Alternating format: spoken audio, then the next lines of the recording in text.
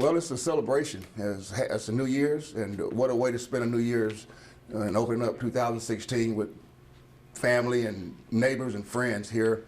What a very humbling experience for the community to put this together and all the work behind it. Earlene and I, it's not goodbyes. It's for us. We'll see you later. So the next venture will be at UVA. We love the city of Greenville. East Carolina University has been a big part of my life. But today is about what my mom taught my brother and I, and that's service and in the community. The community here is one of great communities. Just like Brian and Billy and I, we've done a bunch of service events together, and that's what this is about. And I've said it before, my mom taught us this: service is the rent you pay for the privilege to live on this earth. So today the community came out, and it's about serving this great community here in Greenville. And I'm, again, humbled, and Earlene and I are excited to see our friends and our neighbors and family here tonight, and looking forward to this great event.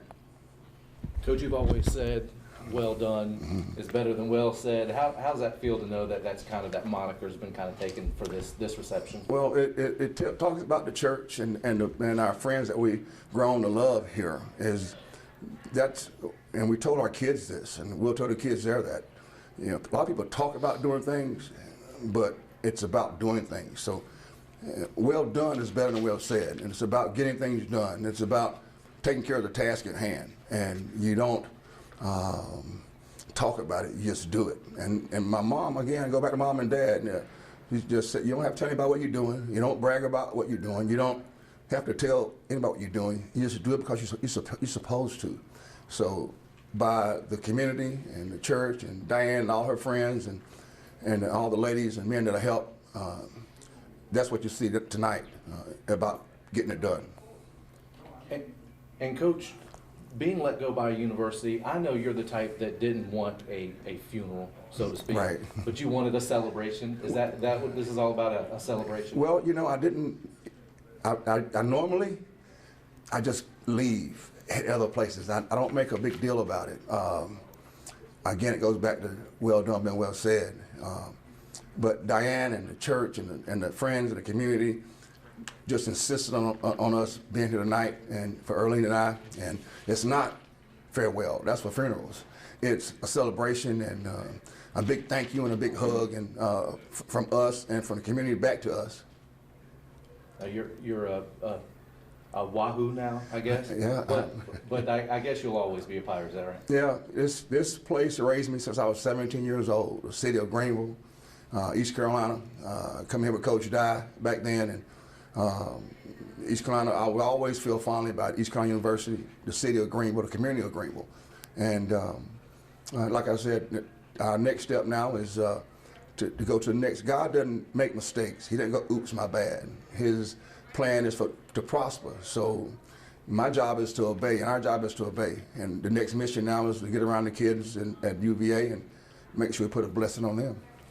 Coach, when you look back on the 6 years, you know, the highs, the lows, you know, what really stands out to you? What are you going to take with you to Virginia?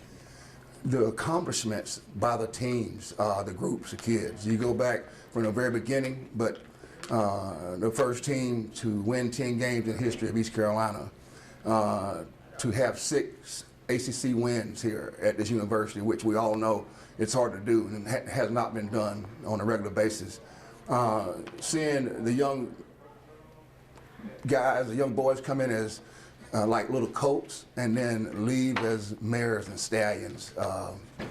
The relationships that we've met during the community events that we do, from all the speaking engagements.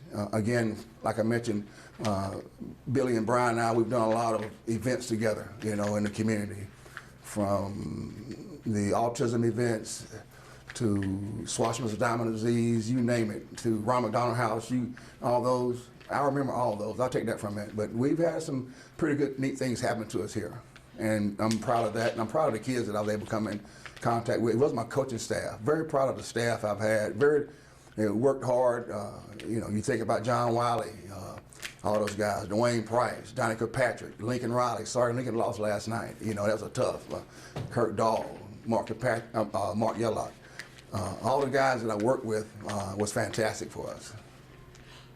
Can you talk to us a little bit about what the last month has been like, and then to have this sort of cap it off?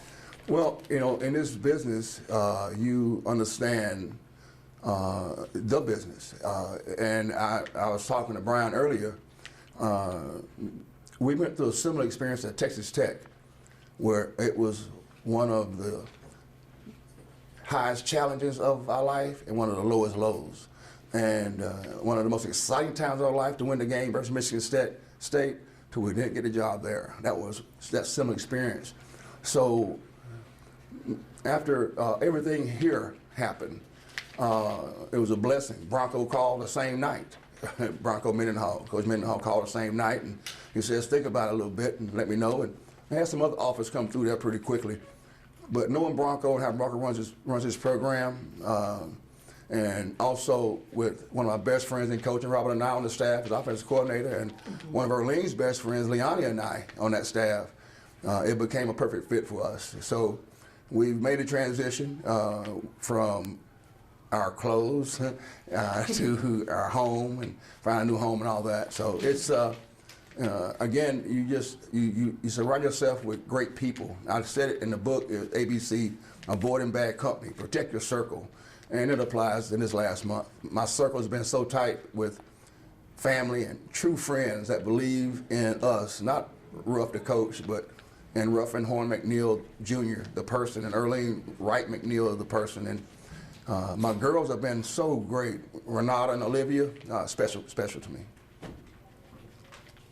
What are you going to miss most about Greenville and Eastern North Carolina? The community, first of all. I'll miss the kids, the players. They were a special group. The group of players that came in did what we asked them to do. I was proud of off the field achievements. I thought we did a lot of positive things in the community. I think that's been well documented. I was proud of our academic progress, kids graduating and breaking academic records among the team. I was very proud of that. And then on the field accomplishments, like I mentioned earlier, you know, one of the teams, the first team in the school history to win 10 games, to have 6 victories against ACC teams, opponents, to really have a North Carolina sweep at that time, beating both of those.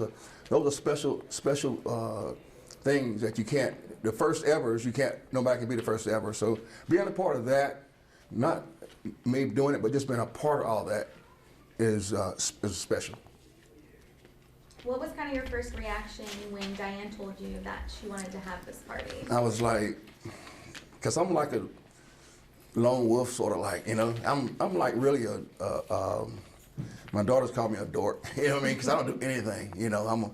I love watching movies. I love reading. I read all the time. That comes from my mom too. I love reading. So when Diane, she's pretty convincing. You know, she'll make you do things that I'm not going to do it, Miss Diane. I mean, like writing a book, you know. I go, I don't want to do that, Miss Diane. She goes, yeah, you got to do it. I go, really? You know, so, but when she decided to do it, and I know I leave Sunday for good. I do. Erlene will be here. She planned it, and if you know Miss Diane, once she puts her mind to it, it's over. It's done. Well done. And so I'm humbled that the community would do this. I mean, eyeball sweating tonight. It'd be eyeball sweating. Coaches don't cry, but eyeball sweat. So I'm sure I'll be sweating a little bit tonight. Since the news broke, a lot of anger across the area. Even tonight, the people that I've talked with say that they pulled back their donations. They're no longer Pirate Club members. What do you say to that large group of people that are still upset about how this was handled? Not that it happened, but how it happened. You know, when I think about tonight, it goes back to the celebration in the community, you know. And there's a lot of passion here, and passion for East Carolina, and it seems like a lot of passion for Erlene and I. It's humbling that people think of you that way, you know. As a coach, you get so into your job, and I don't pay attention to outside, but you don't know how much people care about you and what you did, and I'm very appreciative and humbled by that. And again, like I mentioned before, I have nothing but fond memories of what East Carolina brought me since I was 17 years old. Gave me a chance to get an education here, play here under a great coach, Pat Dye, then come back to be able to coach at my alma mater. You know, and then to have success off the field is as important as on the field to me. And then now to see the celebration and to begin the new year of 2016 with one of the greatest communities I've been around. You know, when you say a community raised you, it did. I came here at 17 years old, left home, and they brought me back now as a head coach for 6 years, great 6 years, and I'm very appreciative of that. One of the things you said last year when we talked was that you wanted to use your position, the player's position, to do something positive in the community. Yeah. Their work doesn't end on the field. Yeah. Do you think the veterans that are going to be coming back next year will be able to pass that along to the younger players so that that mentality continues? I hope so, you know, and I think so. I think it was so ingrained. When we first came here, the value was always around team first, last, and always, and staying focused on mission at hand. And I'm obsessed, and I'm still obsessed with the men I come in contact, young men, leave me being great men. And real recognizes real, and the kids know I meant that. And I'm obsessed with them being great students and getting a degree. That showed this past year, those guys graduating in mid-year and all those things. So the giving back to the community, and we talked about it's a responsibility to them. It's a part of your platform is to give back to the community. Service is the rent you pay for the privilege to live on this earth. Shirley Chisholm told my mom that. My mom taught us that. So the kids have heard that on a daily basis from not just me, but my staff on doing things and giving back to the community. And you know, a lot of people, you can change a person's life. Sports changed mine, and I take a lot of pride and honor in that, and I know the kids will too. Because you can't fake those kids. You gotta, and they know I was always real with them. I love them dearly, but I also want them to carry on what we talked about. You know, doing the right thing. We call it PIP, Pirates in Public. Carry yourself the proper way. Carry yourself in a professional manner. Always represent not only yourself, but your parents and the organization you're with too. So I'm looking forward to seeing those kids blossom. Now, you said that you had friends at UVA, and that was kind of what made you want to take that job. Was there anything else specific that attracted you to UVA? Yeah, Bronco Mendenhall, the head coach, and the tradition of University of Virginia, Charlottesville. I've been there only once, which was sort of wild. As a graduate assistant at Clemson, we played them there, and we lost to them by field goal. But we beat them the year before by field goal, so it worked out. But Bronco Mendenhall and how he conducts and runs the program, and then University of Virginia, where we know we'll be able to get prime athletes. We'll be in a great conference, be able to face great competition again, week in, week out. But being with Bronco Mendenhall and his staff, that was a big selling point. You talked about your young men and them moving forward with the goals and the, I'm sorry, my mind just That's okay. flipped that. But just sort of the goals and the priorities you want them to show. They were very angry. Yeah. Do you think they are going to be able to overcome that anger and exhibit those skills, and not only on the field, but in their life outside of the field? Well, I love them deeply, and when you the love that you develop from one person to the other, and when I told them that I was their dad, it wasn't lip service or coaching cliche, and they're my sons. That wasn't lip service or coaching or recruiting talk or anything like that. But the fact that the love is there, it does hurt. And I know it hurt them, but if you get a chance, tell them I said I love them.